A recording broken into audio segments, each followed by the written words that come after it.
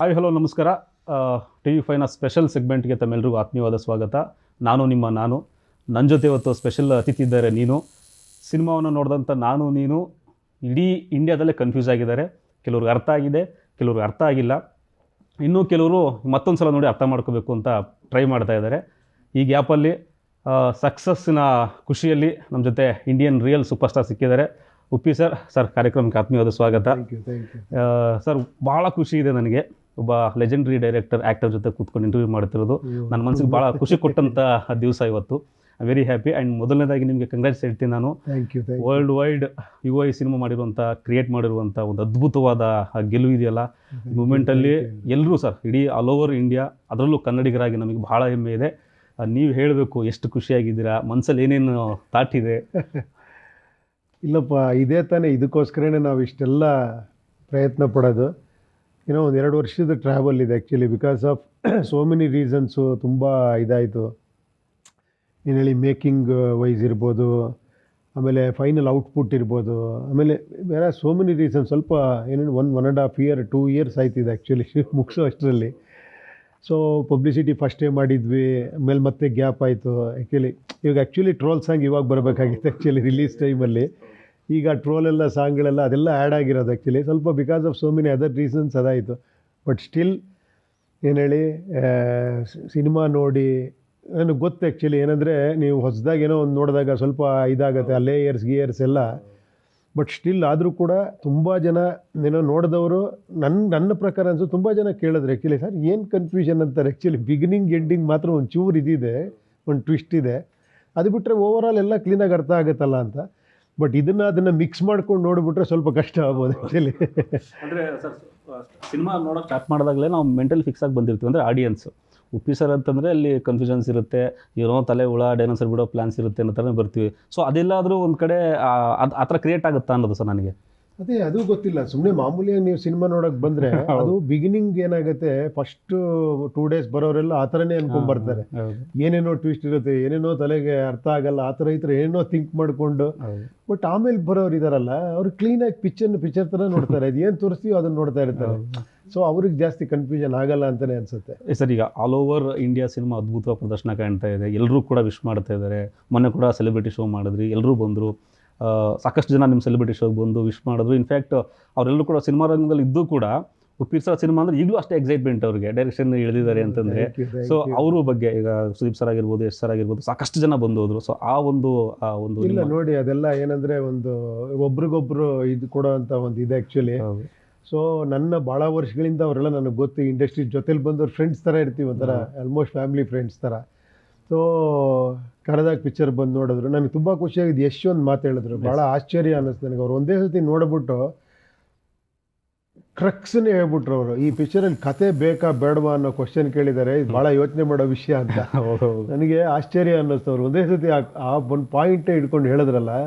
ನಾನು ಭಾಳ ರಿವ್ಯೂ ಎಲ್ಲ ನೋಡ್ತಿರ್ಬೇಕಾದ್ರೆ ಬೇರೆ ಬೇರೆ ವಿಷಯಗಳು ತುಂಬ ಮಾತಾಡೋರು. ಅದು ಮೇಯ್ನ್ ವಿಷಯ, ನಾವು ಹೆಂಗೆ ಕತೆಗಳಲ್ಲಿ ಕಳೆದೋಗ್ತೀವಿ ಅನ್ನೋ ವಿಷಯನ ಅವ್ರು ಕರೆಕ್ಟಾಗಿ ಅನಲೈಸ್ ಮಾಡಿದರು. ಅಂದರೆ ಫೋಕಸ್ ಅವ್ರಿಗೆ ಸಿಕ್ಕಿದೆ ಅಂತ ಗೊತ್ತಿಲ್ಲ, ಅವ್ರಿಗೆ ಫೋಕಸ್ 100% ಸಿಕ್ಕಿರುತ್ತೆ. ಸುದೀಪ್ ಸರ್ ಸಿನಿಮಾ ನೋಡೋದು, ಸುದೀಪ್ ಟ್ವೀಟ್ ಮಾಡಿದ್ರು ಆ್ಯಕ್ಚುಲಿ. ಅವತ್ತು ಅವ್ರಿಗೆ ಪಾಪ ಇದು ಮಾಡೋಕ್ಕಾಗಲಿಲ್ಲ, ಯಾಕಂದ್ರೆ ತುಂಬ ಜನಗಳಿರ್ಬೇಕಾದ್ರೆ ಅವ್ರು ಸಪ್ರೇಟಾಗಿ ಹೋದ್ರು, ಇವರು ಪ್ರೊಡ್ಯೂಸರ್ಸು ಅವ್ರನ್ನ ಕರ್ಕೊಂಡೋಗಿ. ಸೊ ಅವ್ರು ಟ್ವೀಟ್ ಮಾಡಿದ್ರು, ನನಗೆ ತುಂಬ ಖುಷಿ ಆಯಿತು ಅಂತ. ಸರ್, ಹೊರ ರಾಜ್ಯಗಳಲ್ಲಿ ರೆಸ್ಪಾನ್ಸ್ ಹೇಗಿದೆ ಸರ್? ಫಾರ್ ಎಕ್ಸಾಂಪಲ್, ನಮಗೆ ತೆಲುಗುನಲ್ಲಿ ನಿಮಗೆ ತುಂಬ ಜನ ಫ್ಯಾನ್ಸ್ ಇದ್ದಾರೆ. ಯಾಕಂದರೆ ತೆಲುಗು ಯಾವುದೇ ಆಡಿಯನ್ಸ್ ಆದರೂ ಕೂಡ ತೆಲುಗು ಅದನ್ನು ಜಾಸ್ತಿ ತೊಗೋತಾರೆ. ನಾವಾಗಲೇ ಮಾತಾಡ್ತಿರ್ಬೇಕಾದ್ರೆ ಎಲ್ಲವೂ ಓವರ್ ಇರುತ್ತೆ, ಅವ್ರಿಗೆ ಎಕ್ಸ್ಪೆಕ್ಟೇಷನ್ ಓವರ್ ಇರುತ್ತೆ. ಬಟ್ ನೀಟಾಗಿ ಅರ್ಥ ಮಾಡ್ಕೊಳ್ಳೋ ಪ್ರಯತ್ನಗಳನ್ನ ಮಾಡ್ತಾರೆ. ತೆಲುಗು ಆಡಿಯನ್ಸಲ್ಲಿ ನಿಮಗೆ ನೀವೇ ನೋಡ್ತಿರಲ್ಲ ರಿವ್ಯೂಸ್ ಇರ್ಬೋದು. ಇವಾಗ ಆ್ಯಕ್ಚುಲಿ ಈ ವೀಕಲ್ಲಿ 140 ಸ್ಕ್ರೀನ್ ಜಾಸ್ತಿ ಮಾಡಿದ್ದಾರೆ ಅಂತ ಆ್ಯಕ್ಚುಲಿ ಈ week actually. Super sir. So ಅದೇ ಪಾಸಿಟಿವ್ ರೆಸ್ಪಾನ್ಸು. ಅಲ್ಲೂ ಕೂಡ ಅಷ್ಟೇ ಆ್ಯಕ್ಚುಲಿ ಹೊಸ ಥರದ್ದನ್ನು ತುಂಬ ಇಷ್ಟಪಡ್ತಾರೆ. ಹೊಸ ಪ್ರಯತ್ನಗಳು ಸ್ಕ್ರೀನ್ ಪ್ಲೇಲಿ, ಇದರಲ್ಲಿ ಹೊಸ ಟಾಪಿಕ್ಗಳು, ಹೊಸ ಸ್ಟೈಲ್ ಆಫ್ ಮೇಕಿಂಗು. ಅದು ಯಾವತ್ತಿದ್ರು, ನಾನೇನು ತೆಲುಗು ಕನ್ನಡ ತಮಿಳು ಅಂತ ಹೇಳಲ್ಲ, ಎಲ್ಲರೂ ಕೂಡ ಹೊಸದನ್ನ ಖಂಡಿತ ಸ್ವಾಗತಿಸ್ತಾರೆ. ಸೊ ಅದೊಂದು ನನಗೊಂದು ಕಾನ್ಫಿಡೆನ್ಸ್ ಅಷ್ಟೇ ಮಾಡೋದಕ್ಕೆ, ಏನಾರ ಹೊಸದಾಗಿ. ಸಾಕಷ್ಟು ಜನ ಸೆಲೆಬ್ರಿಟಿ ಜೊತೆ ಭೇಟಿ ಆಗಿದ್ರಿ, ಎಲ್ಲರ ಜನರು ಭೇಟಿ ಮಾಡಿದ್ರಿ, ರಾಣಾ ದಗ್ಗುಬಾಟಿ ಅವ್ರನ್ನ ಭೇಟಿ ಮಾಡಿದ್ರಿ, ಕ್ಯಾಂಡಿಡ್ ವೀಡಿಯೋಸ್ಗಳನ್ನ ಮಾಡಿದ್ರಿ. ರಾಣಾರಂತೂ ಫುಲ್ ಎಕ್ಸೈಟ್ ಆಗಿದ್ರು. ಆ ಭೇಟಿಗಳು ಆದರೆ ಅವ್ರ ರೆಸ್ಪಾನ್ಸ್ ಹೇಗೆ? ನನಗೆ ಇದ್ದಿದ್ದೇ ಟೈಮ್ 2 ಡೇಸ್. ನನಗೆ ಇವರೇನು ಪ್ಲ್ಯಾನ್ ಮಾಡಿದ್ರು ಲಾಸ್ಟ್ 1 ವೀಕಲ್ಲಿ. ಇವಾಗ ಫಸ್ಟ್ ಇಲ್ಲಿ ಮಾಡಬೇಕು, ಆಮೇಲೆ ಆಂಧ್ರಾಗೆ ಹೋಗ್ಬೇಕು, ಅಲ್ಲಿಂದ ವಾಪಸ್ ಬಂದು ಇಲ್ಲಿ ಮತ್ತೆ ಪಬ್ಲಿಸಿಟಿ ಮಾಡಬೇಕು. ಬಾಂಬೆ ಒಂದಿನ, ತಮಿಳ್ನಾಡು ಒಂದಿನ ಅಂತ. ನಾವು ಕೇರಳಕ್ಕೆ ಹೋಗೋಕೆ ಆಗಲಿಲ್ಲ, ಬಿಕಾಸ್ ಟೈಮೇ ಇರಲಿಲ್ಲ ನಮಗೆ. ಸರ್ ಸೊ ಆ ಥರನೇ ಪ್ಲ್ಯಾನ್ ಮಾಡಿದಾಗ ಅಲ್ಲಿ ಹೋದಾಗ 2 ಡೇಸಲ್ಲಿ ಇದ್ದಿರೋ ಟೈಮಲ್ಲಿ ಪಾಪ ರಾಣ ಅವ್ರು ಇವತ್ತು ನನ್ನ ಪಾಪ ಥ್ಯಾಂಕ್ಸ್ ಹೇಳಬೇಕು. ಅವ್ರು ರಾತ್ರಿ 12 ಗಂಟೆಗೆ ಹೌದು ಹೌದು ಇಲ್ಲ ಮಾಡ್ತೀನಿ ನಾನು, ನೀವು ಬಂದಿರೋದೇ 2 ದಿನಕ್ಕೆ ಅಂದ್ಬಿಟ್ಟು 5 ಎಪಿಸೋಡ್ ಮಾಡಿದ್ರೆ ಆ್ಯಕ್ಚುಲಿ. ಎಸ್ ಸರ್, ನನಗೆ ಗೊತ್ತಿರೋ ಅಷ್ಟೊಂದು ಸಿನಿಮಾಗಳದ್ದು ಕೆಲವು ಡೈಲಾಗ್ಗಳನ್ನ, ಕೆಲವು ಸೀನ್ಗಳನ್ನ ಒಂದೊಂದು ಲೈನಲ್ಲಿ ಬರ್ಕೊಂಬಂದಿದ್ದೀನಿ. ನೀವು ನನಗೆ ರಿಕ್ವೆಸ್ಟ್ ಏನಂದರೆ, ನಾನು ಅದನ್ನು ನೀವು ಎಗೇನ್ ನನಗೆ ಹೇಳಿದಾಗೆ ಅದಕ್ಕೊಂದು ನಿಮ್ಮ ಒಂದು ವಾಕ್ಯದಲ್ಲಿ ಉತ್ತರಿಸಿದ್ರೆ ಸಾಕು ಸರ್ ನನಗೆ. ಓಕೆ, ಹೇಳಿ ನಿಮಗೆ. ಎಸ್ ಹೇಳ್ತೀನಿ, ಆಮೇಲೆ ನೋಡೋಣ ಅಂತೀರಾ? ಇಲ್ಲ ನೋಡೋಣ ನೀವೇನು ಕೇಳ್ತೀರಾ ಅಂತ. ಎಸ್ ಸರ್, ಈಗ ಇದು ನನ್ನ ಅನಾಲಿಸಿಸು.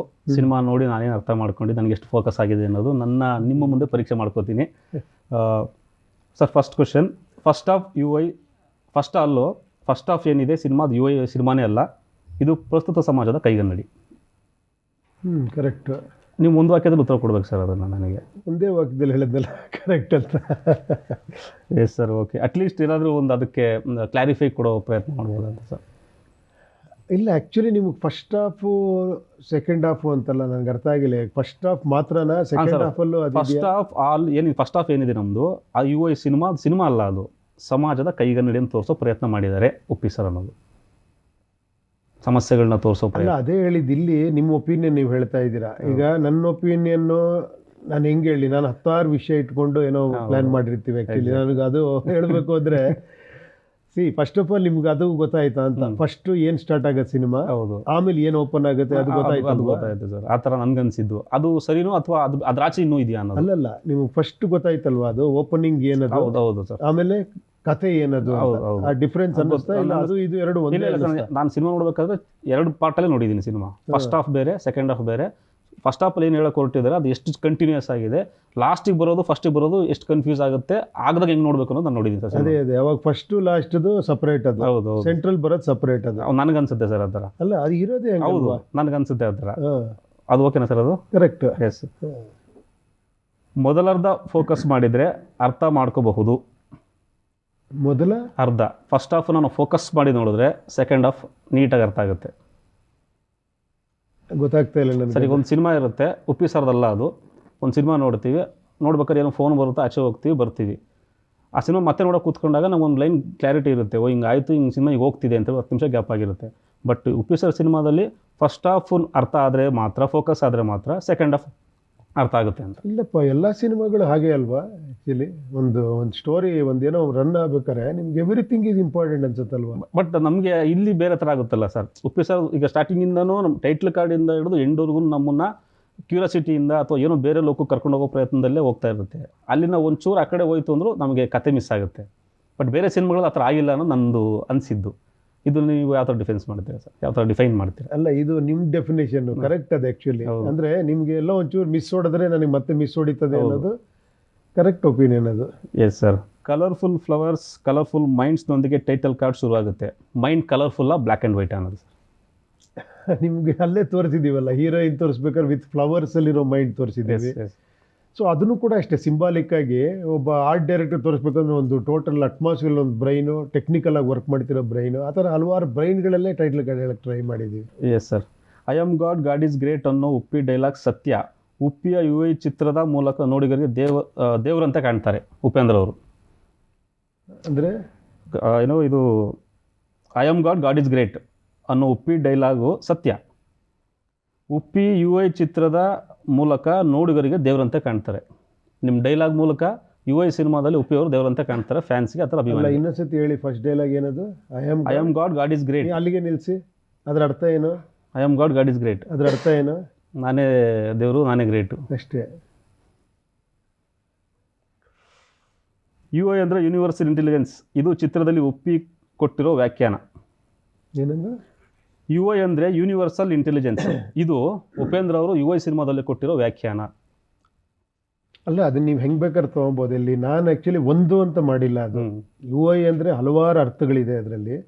ನೀವು ಯಾವ ಥರ ಬೇಕಾದ್ರೆ ನೋಡ್ಬೋದು. ಒಂದು ನಾಮ ಅನ್ಕೊಬೋದು, ಇಲ್ಲ ಯೂನಿವರ್ಸಲ್ ಇಂಟೆಲಿಜೆನ್ಸ್ ಅನ್ಕೊಬೋದು.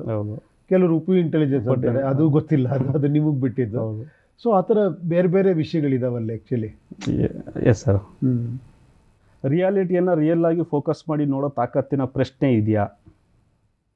ಅದೇ ತಾನೇ ಪ್ರಶ್ನೆ. ಹೌದು, ಆ ಎಂಡಲ್ಲಿ ಹೇಳಿರೋದೇ ಅದೇ ತಾನೇ ಮೇಯ್ನ್ ಆಗಿ. Yes sir. ಫೋಕಸ್ ಅನ್ನೋದು ಆ್ಯಕ್ಚುಲಿ ನಾವು ಫೋಕಸ್ ಮಾಡಿದ್ದೀವಿ, ನೀವು ನೋಡಬೇಕಷ್ಟೇ.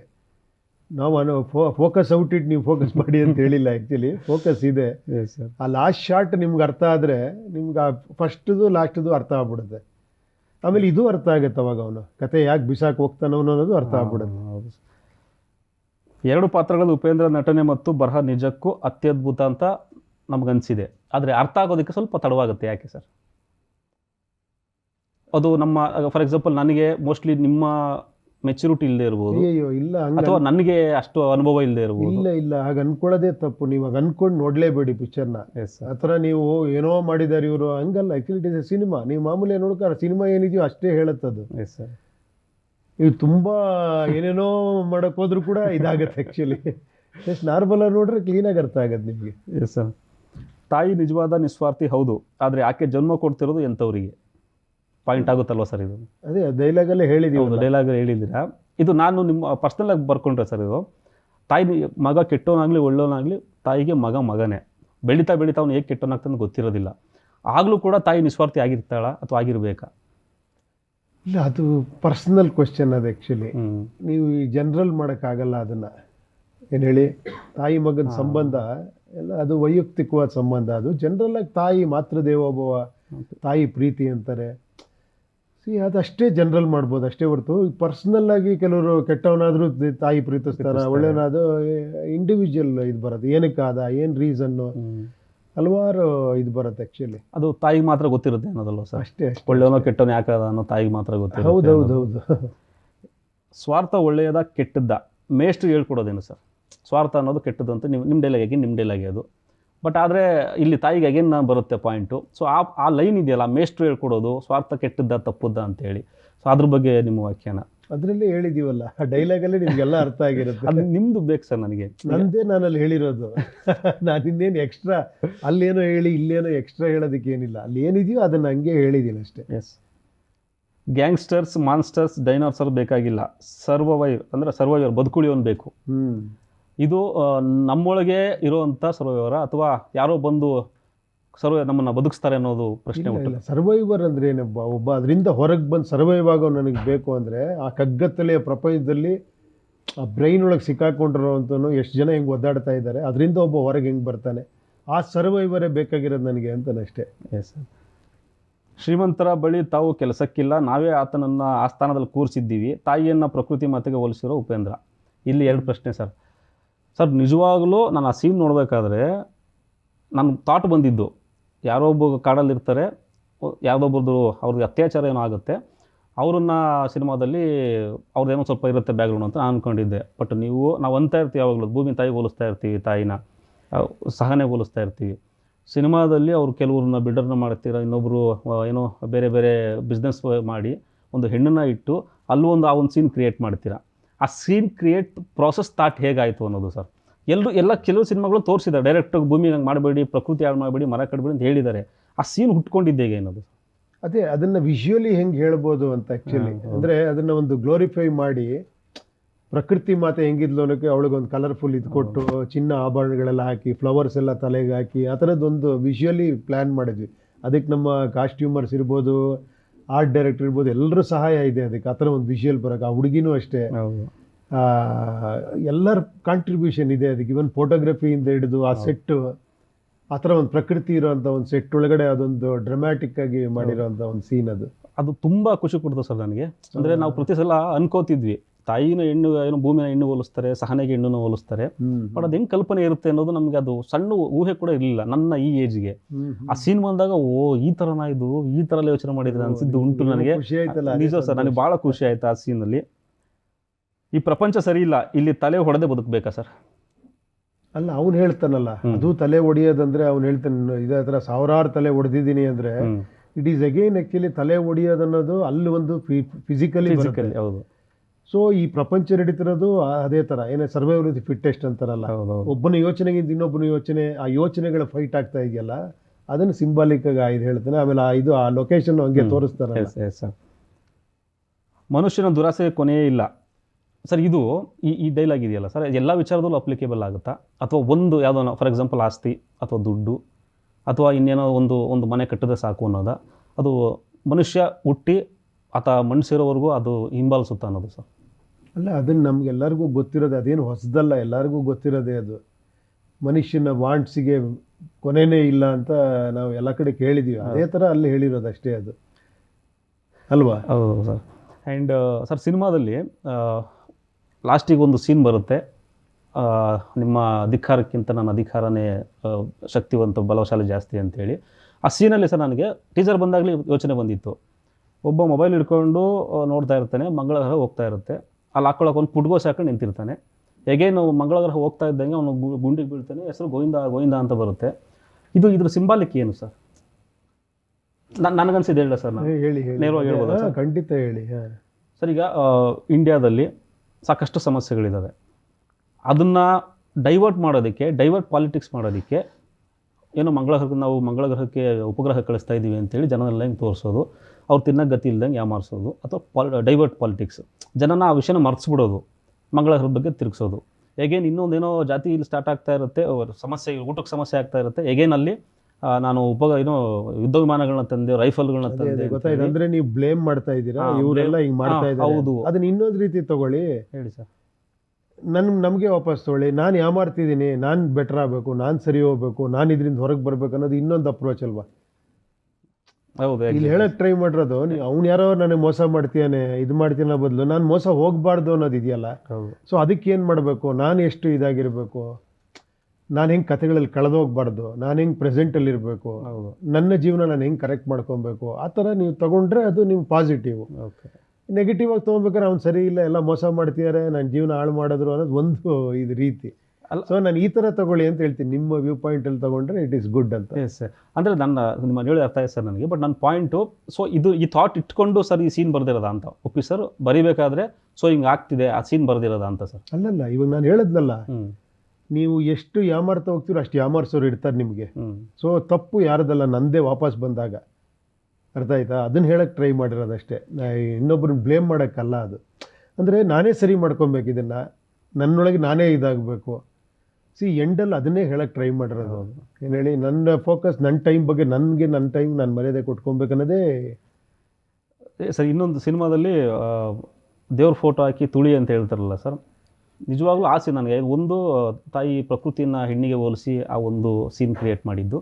ಈಗೇನು ಆ ಫೋಟೋಗಳ್ನ ಹಾಕಿ ನೀನು ತುಳಿ ಅಂತಂದಾಗ ಆಗ್ತಾನೆ ಒಂದು ಚಕ್ರವ್ಯೂಹದಿಂದ ಭೇದಿಸ್ಕೊಂಡು ಬಂದಿರುವಂಥ ಸತ್ಯ ಸತ್ತೋಗ್ತಾನೆ. ದೇವರು, ಈಗ ನಾನು ಮಾಡಿ, ಫಾರ್ ಎಕ್ಸಾಂಪಲ್ ನನ್ನ ಮನಸ್ಸಲ್ಲಿರೋ ದೇವರನ್ನ ನಾನು ನಂಬ್ತೀನಿ, ಫೋಟೋಗಳಲ್ಲಿ ನೀವು ಮಾಡಿರೋ ದೇವರು ನಂಬಲ್ಲ ಅನ್ನೋದು. ಅಷ್ಟು ಕಷ್ಟಪಟ್ಟು ಬಂದಂಥ ಸತ್ಯ ಅಲ್ಲಿ ಸತ್ತೋಗ್ತಾನೆ, ಪ್ರೀತಿನೂ ಸಿಗಲ್ಲ, ಏನೂ ಸಿಗಲ್ಲ. ಎಗೇನ್ ಮತ್ತೆ ಅಲ್ಲಿ ಸ್ಟಾರ್ಟ್ ಆಗುತ್ತೆ. ಈ ಸೀನ್ ಪ್ರೋಸೆಸ್ಸು, ನಿಮ್ಮ ಥಾಟು ಹೇಗೆ, ಅದು ನನಗೆ ಇವಾಗಲೂ ಮಿಸ್ಟರಿ ಆಗಿ ಉಳಿದಿದೆ ಸರ್. ಗೊತ್ತಿಲ್ಲ ಇವರೇ, ಅದೆಲ್ಲ ನೀವು ಹೆಂಗೆ ಅಂದರೆ ನನಗೆ ಆನ್ಸರ್ ಇಲ್ಲ. ಅದು ಕೆಲವು ಸತಿ ಬರುತ್ತಷ್ಟೇ. ಅದು ನನಗೂ ಬಂದಾಗ ಖುಷಿ ಆಯಿತು, ಈ ಥರ ಒಂದು ಪ್ರೆಸೆಂಟ್ ಮಾಡಿದ್ರೆ ಚೆನ್ನಾಗಿರುತ್ತೆ ಅಂತ. ಅದನ್ನು ಆ ಥರ ಪ್ಲ್ಯಾನ್ ಮಾಡಿದ್ವಿ ಅಷ್ಟೇ. ನಿಮಗೆ ಖುಷಿ ಆಯ್ತಲ್ಲ, ಅದಕ್ಕಿಂತ ಇನ್ನೇನು ನನಗೆ ಸಂತೋಷ. ದೇವರ ಹೆಸರಲ್ಲಿ ಸತ್ಯ ಹೇಳಿದಾಗಲೂ ಕೂಡ, ದೇವರಿದೆ, ಅಲ್ಲೊಂದೇನೋ ಪೂಜೆ ಮಾಡ್ತಾ ಇದ್ದಾರೆ, ಒಂದು ಮರ ಇದೆ, ಒಂದು ಕಲ್ಲಿದೆ, ಅದಕ್ಕೇನೋ ಭಕ್ತಿ ಪೂಜೆ ಮಾಡಿದಾಗ ಅದೆಲ್ಲ ಅದು ಮಾಡಬೇಡಿ, ಯಾಕೆ ಮಾಡ್ತಿದ್ದೀರಾ, ಯಾರೋ ಕಷ್ಟದಲ್ಲಿರೋ ಒಂದು ಹಾಲು ಕೊಡಿ, ಊಟ ಕೊಡಿ ಅಂತ, ಇದು ಪ್ರಾಕ್ಟಿಕಲ್ಲಾಗಿ ಥಿಂಕ್ ಮಾಡೋದು. ದೇವ್ರು ಅಲ್ಲಿರ್ತಾನೆ. ಸತ್ಯ ಹೇಳಿದಾಗ ಜನ ಅದನ್ನು ಸಹಿಸೋದಿಲ್ಲ, ಹೇಗೇನೋ ಅವ್ನು ಹೊಡಿತಾರೆ, ಸಾಯಿಸ್ತಾರೆ. ಸಿಂಬಾಲಿಕಲ್ಲಿ ಪ್ರೀತಿ ಕೂಡ ಸಾಯುತ್ತೆ. ಅದು ಅವೆರಡು, ಸತ್ಯ ಮತ್ತು ಪ್ರೀತಿ ಎರಡೂ ಸತ್ತಾಗ ಹೇಗೇನು ಮತ್ತೆ ಜಾತಿ ಧರ್ಮ ಉಟ್ಕೊಳ್ಳುತ್ತೆ, ಹೇಗೇನು ಡೈವರ್ಟ್ ಪಾಲಿಟಿಕ್ಸ್ ನಡೆಯುತ್ತೆ, ಹೇಗೇನು ಮತ್ತೆ ಪುಟ್ಕೋಸಿ ಹಾಕೊಂಡು ನಿಂತ್ಕೊಂಡು ಮೊಬೈಲ್ ನೋಡ್ಕೊಂಡು ಮಂಗಳ ಗ್ರಹದ ಬಗ್ಗೆ ಮಾತಾಡ್ಬೇಕು ನಾವು. ಸೊ ಇದೆಲ್ಲ ಸಿಂಬಾಲಿಕ್ಗಳು ಬಂದಾಗ ಸರ್, ನನಗೆ ಟೋಟಲ್ ಓವರ್ ಆಲ್ ಸಿನಿಮಾದಲ್ಲಿ ಪ್ರತಿ ಸೀನ್ಗಳನ್ನ ತಗೊಂಡಾಗಲೂ ಕೂಡ, ಪ್ರತಿ ಸಿನಿಮಾದಲ್ಲಿ ಒಂದು ಸೀನಲ್ಲಿ ಪರ್ಫೆಕ್ಟ್ ಮೆಸೇಜು ಇವತ್ತಿನ ಕಾಲಘಟ್ಟಕ್ಕೆ. ಅದನ್ನು ನೀವು ಯಾವ ಥರ ಡಿಫೈನ್ ಮಾಡ್ಕೊಳ್ತೀರಾ ಸರ್? ಎವ್ರಿ ಸೀನ್ ಇಲ್ಲ, ಕರೆಕ್ಟ್. ಮಾಡಿರೋ ಪರ್ಪಸ್ಸೇ ಅದಕ್ಕೋಸ್ಕರ. ಅದು ನೋಡೋಕ್ಕೂ ಚೆನ್ನಾಗಿರಬೇಕು, ಮಜಾನೂ ಇರಬೇಕು. ಅದೊಂದು ಸಣ್ಣ ವಿಚಾರ ನಿಮ್ಮ ತಲೆಯಲ್ಲಿ ಇದಾಗಬೇಕು ಅನ್ನೋದೇ ಪರ್ಪಸ್ ಅಷ್ಟೇ. ನಂದು ಅನಾಲಿಸಿಸ್ ಜಸ್ಟ್ ಸ್ವಲ್ಪ ರೀಚ್ ಆಗಿದೆ. ಸ್ವಲ್ಪ ಅಲ್ಲ, ಜಾಸ್ತಿನೇ ರೀಚ್ ಆಗಿದ್ದೀರಾ. ಇದು ಎಲ್ಲರಿಗೂ ಗೊತ್ತಾಗಿದೆ, ಇದು ಗೊತ್ತಾಗದೆ ಏನಿಲ್ಲ. ಆ ಎಂಡ್ ಬಂದಾಗ ಮಾತ್ರ ಸ್ವಲ್ಪ ಏನಿದು, ಇದಕ್ಕೆ ಏನು ಸಂಬಂಧ ಅಂತ, ಅದು ಸಂಬಂಧನೇ ಇಲ್ಲ ಅದಕ್ಕೆ. ಆ್ಯಕ್ಚುಲಿ ಅವ್ನು ಯಾವಾಗ ಬಿಸಾಕೊಟ್ಟಾಗ್ತಾನೋ, ನೆಕ್ಸ್ಟ್ ಈ ಕತೆ ಬಿಗಿನಿಂಗ್ ಮತ್ತೆ ನಾವು ರಿಮೈಂಡ್ ಮಾಡಿದ್ದೀವಿ. ಲಾಸ್ಟಿಗೆ ಮಾಡಿದಾಗ ನಿಮಗೆ ವಾಪಸ್ ಬರುತ್ತೆ, ನಾನು ಹೆಂಗಿರ್ಬೇಕು ಅಂತ. ನಾನು ವ್ಯೂವರ್ ಆಗಿ ಓಕೆಪ್ಪ ಎಲ್ಲ ಹೇಳ್ತೀವಿ, ಎಲ್ಲ ಕರೆಕ್ಟೇ, ಬಟ್ ನನಗೆ ಆ ಕ್ವಶನ್ ಬಂದಾಗ ನಾನು ಹೆಂಗೆ ರಿಯಾಕ್ಟ್ ಮಾಡ್ತೀನಿ ಅನ್ನೋದೇ ಅದು ಎಂಡ್. ಅದು ಸಿನಿಮಾದಲ್ಲಿ ಹೈಲೈಟ್ ಅಂತಂದರೆ ಸಾಂಗ್ಸು ಸರ್ ನಮಗಿರೋದು. ನೀವು ಯಾವುದೋ ಟ್ರೋಲ್ ಸಾಂಗ್ ಬಿಟ್ರಿ, ಚೀಪ್ ಸಾಂಗು ಬಿಟ್ರಿ, ಟ್ರೋಲ್ ಸಾಂಗ್ ನಾವು ತುಂಬ ಎಂಜಾಯ್ ಮಾಡಿದ್ವಿ. ಯಾಕಂದರೆ ಟ್ರೋಲ್ ಸಾಂಗ್ ನಮ್ಗೆ ರೆಗ್ಯುಲರ್ ನಡೀತಾ ಇದ್ದ ಕಥೆಗಳನ್ನ ಎಂಜಾಯ್ ಮಾಡ್ತಿದ್ದವು ನಾವು. ಫಾರ್ ಎಕ್ಸಾಂಪಲ್ ಮೊಬೈಲ್ ತೆಗೆದ ತಕ್ಷಣ ಟ್ರೋಲ್ ಮಾಡಿ ಸ್ಕ್ರಾಲ್ ಮಾಡಿದಾಗ ಬರೀ ನಮಗೆ ಖುಷಿ ಕೊಡೋಂಥ ವಿಚಾರಗಳು ಬರ್ತಾ ಇತ್ತು, ಹೌದು. ಸಮಸ್ಯೆಗಳ ಬಗ್ಗೆ ಎಲ್ಲೂ ಬರ್ತಿರ್ಲಿಲ್ಲ. ಯಾವಾಗ ಚೀಪ್ ಸಾಂಗ್ ನಮ್ಮ ಸಿನಿಮಾದಲ್ಲಿ ನೋಡಿದಾಗ ನಾನು ಕೂತ್ಕೊಂಡು ಚಪ್ಪಾಳೆ ಹೊಡೆದಿದ್ದೆ, ಸರ್ ವಾಹ್ ಈ ಥರ ಇದೆ ಅರ್ಥ, ಇದು ನಿಂದು ತುಂಬ ಚಿಕ್ಕದು, ಮೆದುಳು ತುಂಬ ಚಿಕ್ಕದು, ಅವೇ ಇರೋದಿಲ್ಲ ಮೈಂಡಲ್ಲಿ, ಧರ್ಮ ಜಾತಿನ ಪಕ್ಕಕ್ಕೆ ಇಡಬೇಕು ಅನ್ನೋದು ಹೇಳಿ. ಸೊ ಆ ಒಂದು ನೀವು ಬರೋಂಥ ಸಾಹಿತ್ಯಕ್ಕೆ ಅಜನೀಶ್ ಅವರ ಲೋಕನಾಥ್ ಅವ್ರದ ಮ್ಯೂಸಿಕ್ ಎಷ್ಟು ಪ್ಲಸ್ ಪಾಯಿಂಟ್ ಆಯಿತು? ಖಂಡಿತ ಅವ್ರದ್ದೇ ತಾನೆ ಆ ಮ್ಯೂಸಿಕ್ಕೇ ಅವ್ರದ್ದು ಟೋಟಲ್ RR ಇರ್ಬೋದು, ಆ ಮ್ಯೂಸಿಕ್ ಇರ್ಬೋದು, ಪ್ರತಿಯೊಂದು ಕೂಡ ಅವರು ಪಾಪ ತುಂಬ ಎಫರ್ಟ್ಸ್ ಹಾಕಿದ್ದಾರೆ. 1 ವರ್ಷದಿಂದ ನಮ್ಮ ಜೊತೆ ಟ್ರಾವೆಲ್ ಆಗಿದ್ದಾರೆ, ಹಂಗೇರಿಗೆ ಹೋಗಿ ಎಲ್ಲ ಮ್ಯೂಸಿಕ್ ಮಾಡ್ಕೊಂಬಂದರು. ಸೊ ಹಿಸ್ ಕಾಂಟ್ರಿಬ್ಯೂಷನ್ ಈಸ್ ನಿಜವಾಗ್ಲೂ. ಆರ್ಟ್ ಡೈರೆಕ್ಟರ್ ಶಿವಕುಮಾರ್ ಇರ್ಬೋದು, ಮ್ಯೂಸಿಕ್ ಡೈರೆಕ್ಟರ್ ಅಜನೀಶ್ ಅವರು ಇರ್ಬೋದು, ಆಮೇಲೆ ಕಾಸ್ಟ್ಯೂಮ್ ಡಿಸೈನರ್ಸ್ ಇರ್ಬೋದು ನಮ್ಮ ವರ್ಷಿಣಿ ಭರತ್, ಆಮೇಲೆ ನಮ್ಮ ಆರ್ಟ್ ಡಿಪಾರ್ಟ್ಮೆಂಟಲ್ಲಿ ಕಿರಣ್, ನಮ್ಮ ಸುನೀಲ್ ವರ್ಕ್ ಮಾಡಿ, ನಾವು ಅಸಿಸ್ಟೆಂಟ್ ಡೈರೆಕ್ಟರ್ಗಳು ಕಂಪ್ಲೀಟಾಗಿ ಒಂದು 8-10 ಜನ, ವೇದಿಕಾ, ಜಗದೀಶು, ಲೋಕಿ, ಆಮೇಲೆ ನಮ್ಮ ಇವರು ಕೃಷ್ಣ, ತುಂಬ ಜನ ಇದ್ದಾರೆ ಆ್ಯಕ್ಚುಲಿ ಏನು ಹೇಳಿ. ಆಮೇಲೆ ಸಾಯಿ ಅಂತ, ರುದ್ರ ಅಂತ, ನಮ್ಮ ನಿರ್ಮಲ್ ಅಂತ ಗ್ರಾಫಿಕ್ಸ್ ಇದು ಮಾಡಿದ್ದು ನಮ್ಮ ನವೀನ್ ಅವರು, ಆಮೇಲೆ ಎಲ್ಲಕ್ಕಿಂತ ಪ್ರೊಡ್ಯೂಸರ್ಸು ಎಲ್ಲಾರ್ದು ಏನು ಹೇಳಿ ಅಲ್ಲಿದೆ. ನಾನಂತೂ ಅದ್ರ ಎಲ್ಲರ ಜೊತೆ ಕೆಲಸ ಮಾಡಿದ್ದೀನಿ ಅಷ್ಟೇ. ಟ್ರೋಲ್ ಸಾಂಗು ಮೇ ಬಿ ಇವತ್ತಿಗೆ ಇದ್ದಿದ್ರೆ ಮತ್ತಷ್ಟು ಅಪ್ಡೇಟ್ ಸಿಕ್ತಿತ್ತಲ್ಲ ಸರ್ ಟ್ರೋಲ್ ಮಾಡೋಕ್ಕೆ? ಅದೇ ಏನು ಮಾಡ್ತೀರಾ, ಸ್ವಲ್ಪ ಮಧ್ಯದಲ್ಲಿ ಸ್ವಲ್ಪ ಬೇಗ ಅದನ್ನು ಬೇಗ ಆಗೋಯ್ತು ಅಂತ ರಿಲೀಸ್ ಮಾಡಿದ್ವಿ. ಇವತ್ತಿದ್ರೆ ಒಂದು ಸಾಂಗ್ ಇನ್ನೂ ತುಂಬಾ ಸಿಗ್ತಾ ಇತ್ತು, ಒಂದು 2 ನಿಮಿಷ ಜಾಸ್ತಿ ಸಾಂಗ್ ಇರ್ತಾ ಇತ್ತು.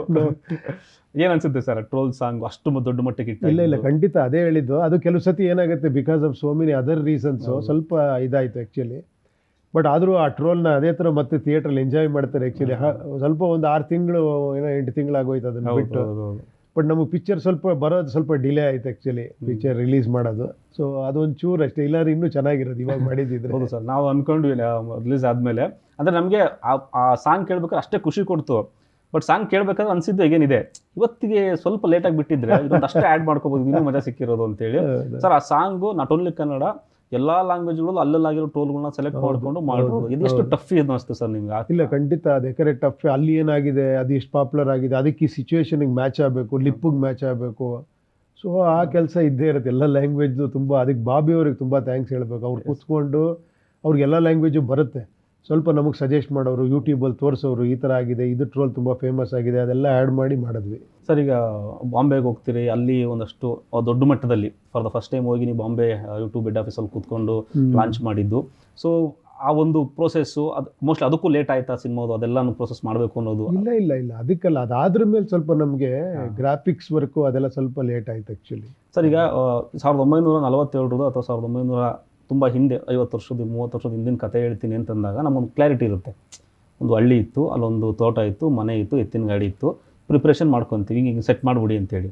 ನೀವು 2045 ಕತೆ ಹೇಳ್ತೀನಿ, 10 ವರ್ಷ 20 ವರ್ಷದ ಆಫ್ಟರ್ ಕತೆ ಹೇಳ್ತೀನಿ ಅಂತಂದಾಗ ಆಡಿಯನ್ಸ್ ನಿಮ್ಗೆ ಅಡ್ವಾಂಟೇಜು ಡಿಸ್ಅಡ್ವಾಂಟೇಜ್ ಎರಡೂ ಇರುತ್ತೆ ಸರ್. ಆಡಿಯನ್ಸ್ಗೆ ಹೆಂಗೆ ತೋರಿಸೋದು ನಿಜ ಅಂತ ಒಪ್ಕೋತಾರೆ, ಬಟ್ ಹಂಗೆ ತೋರಿಸಿದಾಗ ಅದನ್ನು ರಿಯಾಲಿಟಿ ಇದ್ದಾಗ ಮಾತ್ರ ಒಪ್ಕೋತಾರೆ.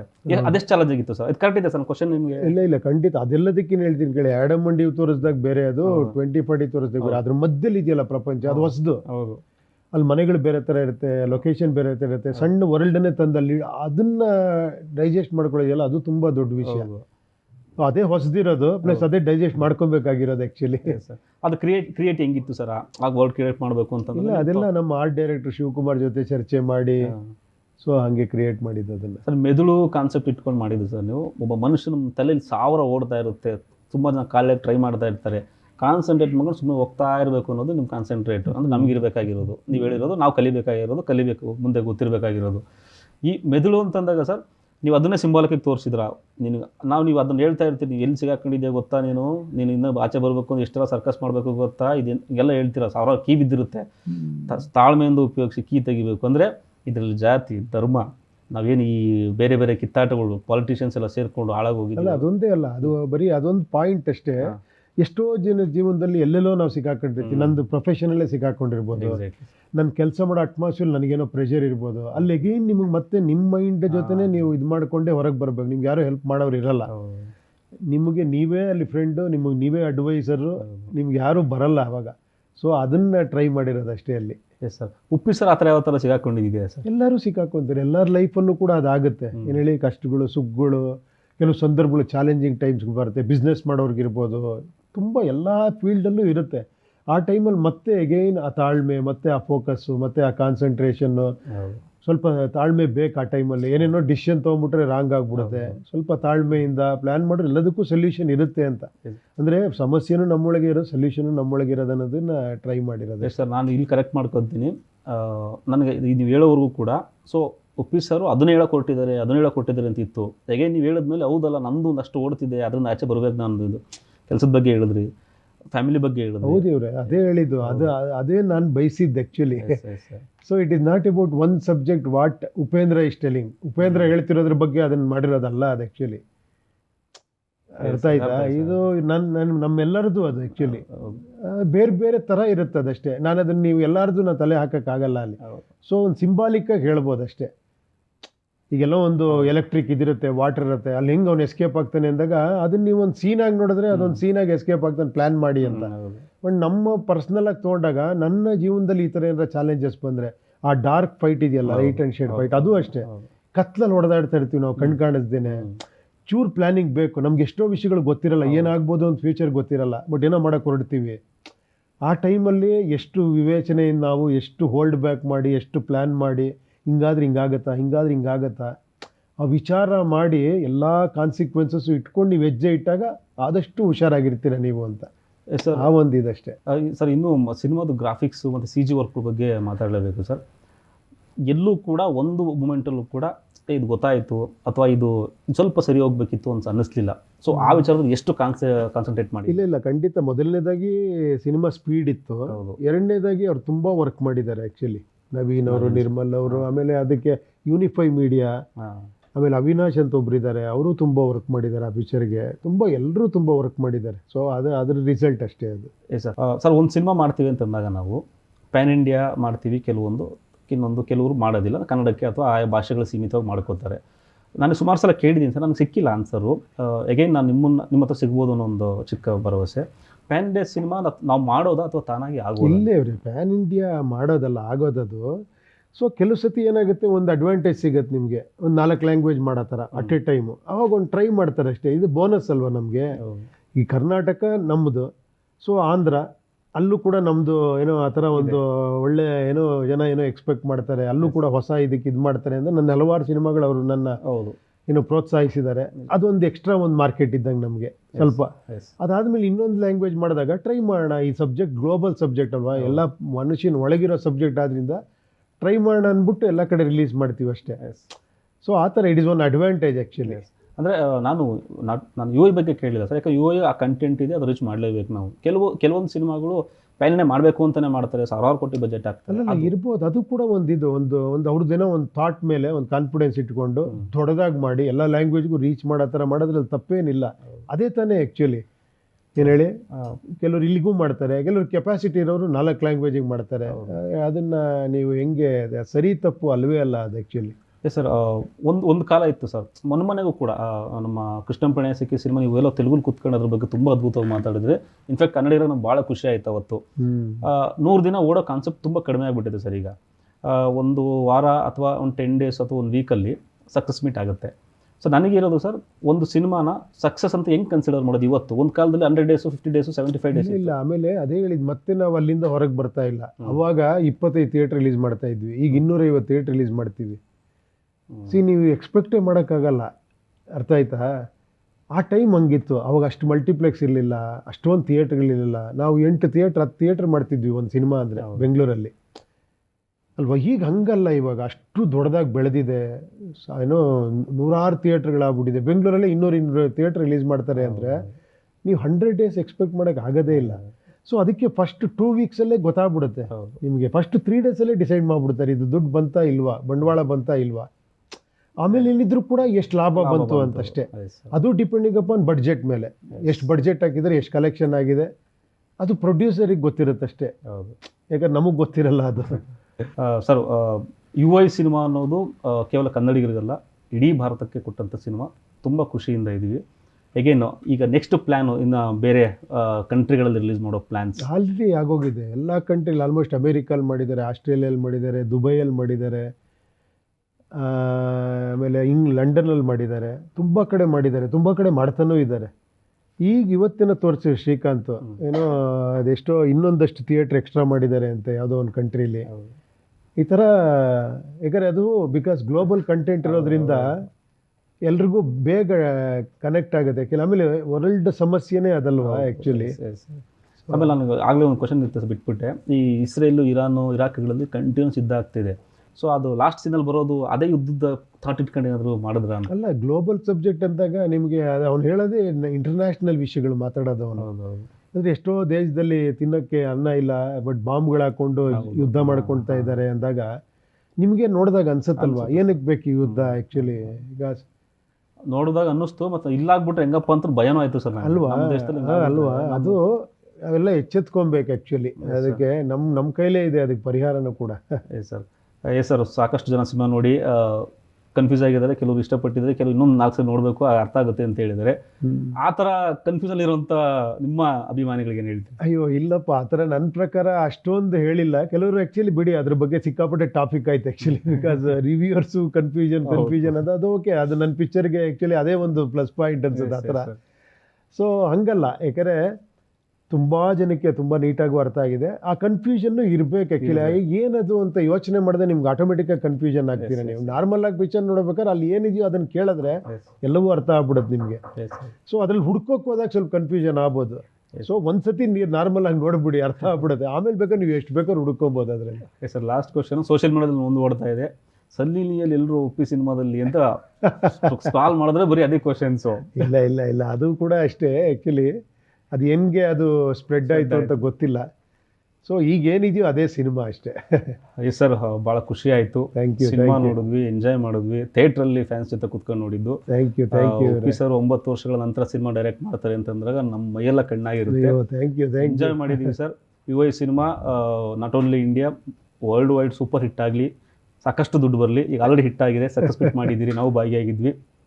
ಮತ್ತೊಂದು ಅದ್ಭುತವಾದ ಸಿನಿಮಾದ ಮೂಲಕ ಒಂದಷ್ಟು ಟೈಮ್ ತೊಗೊಂಡು ಇನ್ನೊಂದು ಈ ಥರ ಯಾವುದೋ ಒಂದು ಅದ್ಭುತವಾದ ಕಥೆ ಹೇಳೋಕ್ಕೆ ಬನ್ನಿ, ನಾವು ಕಾಯ್ತಾ ಇರ್ತೀವಿ. T5 ಜೊತೆ ಇಷ್ಟೊತ್ತು ಮಾತನಾಡಿದ್ದಕ್ಕೆ ನಿಮಗೆ ಧನ್ಯವಾದಗಳು. ಆ್ಯಂಡ್ ಹೊಸ ವರ್ಷದ ಶುಭಾಶಯಗಳು. Thank you. ಎಲ್ಲರಿಗೂ ಅಷ್ಟೇ ಸರ್. ನಿಮ್ಮ ಒಂದು ಮಾತು T5 ಮೂಲಕ ನಿಮ್ಮನ್ನು ಪ್ರೀತಿಸೋದು ಅಷ್ಟೇ. ಇದೆಲ್ಲ ಹೇಳಿದ್ದಷ್ಟೇ ನಿಮ್ಗಳಿಂದನೇ ನೀವು ಕೂಡ ಎನ್ಕರೇಜ್ಮೆಂಟಿಂದ ಇನ್ನೊಂದು ಸಿನಿಮಾ ಆಗುತ್ತೆ. ಇದೇ ಥರ ಎಲ್ಲ ಕನ್ನಡ ಚಿತ್ರಗಳನ್ನ ಥಿಯೇಟ್ರಿಗೆ ಬಂದು ನೋಡಿ ಆಶೀರ್ವದಿಸಿ. ಸೊ ನಿಮ್ಮ ಶಿಳ್ಳೆ ಚಪ್ಪಾಳೆ, ನಿಮ್ಮ ಪ್ರೋತ್ಸಾಹನೇ ನಮ್ಗೆ ಇನ್ನೊಂದು ಸಿನಿಮಾ ಮಾಡೋಕ್ಕಿದ್ದು. ಇಲ್ಲಾಂದರೆ ಅದು ನಿಂತರೆ ನಾವು ನಿಂತುಬಿಡ್ತೀವಿ ಅಷ್ಟೇ. Sir, thank you sir. ಒಂದು ಅವಕಾಶ ನಮಗೂ ಭಾಳ ಖುಷಿ ಆಯಿತು ನಿಮ್ಮ ಜೊತೆ ಒಂದಷ್ಟು ಮಾತನಾಡಿದ್ದು. ತುಂಬ ಧನ್ಯವಾದಗಳು. ಎಸ್, ಇದು Indian real super star Uppi sir ಅವರ ಮಾತು. ಯುವ ಸಿನಿಮಾ ಇನ್ನೂ ಥಿಯೇಟ್ರ್ಗಳಲ್ಲಿದೆ, ಥಿಯೇಟ್ರ್ಗಳಿಗೆ ಹೋಗಿ ಸಿನಿಮಾ ನೋಡಿ ಎಂಜಾಯ್ ಮಾಡಿ. ಒಂದು ಯುವ ಏನೊಂದು ಗ್ಲೋಬಲ್ ಕಂಟೆಂಟ್ ಸಿನಿಮಾವನ್ನು ಥಿಯೇಟ್ರಲ್ಲೂ ಎಕ್ಸ್ಪೀರಿಯೆನ್ಸ್ ಮಾಡಿದ್ರೆ ಅದು ಸಿಗೋ ಮಜಾನೇ ಬೇರೆ. ಎಗೇನ್ ಡಿಕೋಡಿಂಗ್ ಮಾಡಬೇಕಾದಂಥ ಕೆಲಸಗಳು ತುಂಬ ಇದೆ. ನಿಮಗೆ ಸಿನಿಮಾ ಒಂದು ಥ್ರಿಲ್ ಕೊಡೋದ್ರಲ್ಲಿ ಯಾವುದೇ ಮೋಸ ಇಲ್ಲ. ಇದಾಗಿತ್ತು ಇವತ್ತಿನ ವಿಶೇಷ. ನಿರಂತರ ಸುದ್ದಿಗಾಗಿ ನೋಡ್ತಾ ಇರಿ T5. ಇದು ವಾಸ್ತವದ ಪ್ರತಿರೂಪ.